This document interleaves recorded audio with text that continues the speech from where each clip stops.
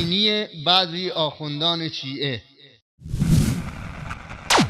این بیشعورا اینقدر معرفت اینا کمه، این همین آخوندهای بیدین شیعه.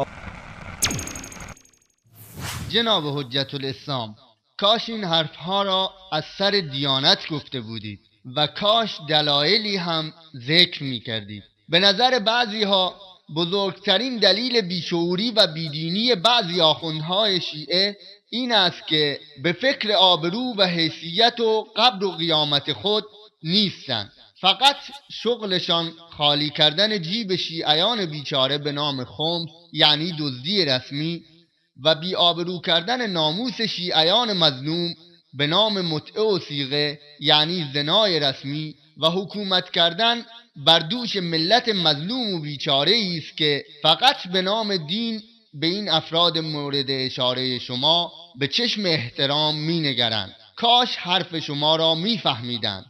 الله متعال می فرماید: إن الذين يكتمون ما أنزل الله من الكتاب ويشترون به ثمنا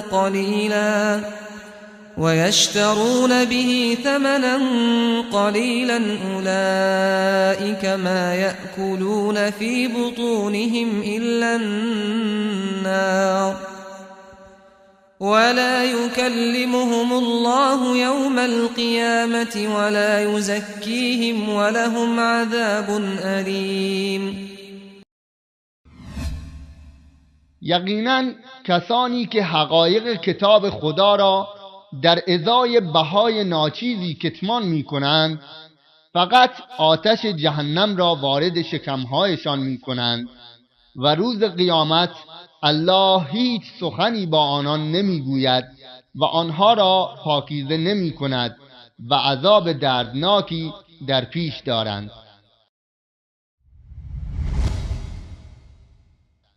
وذر الذين اتخذوا دينهم لعبا ولهوا وغرتهم الحياة الدنيا.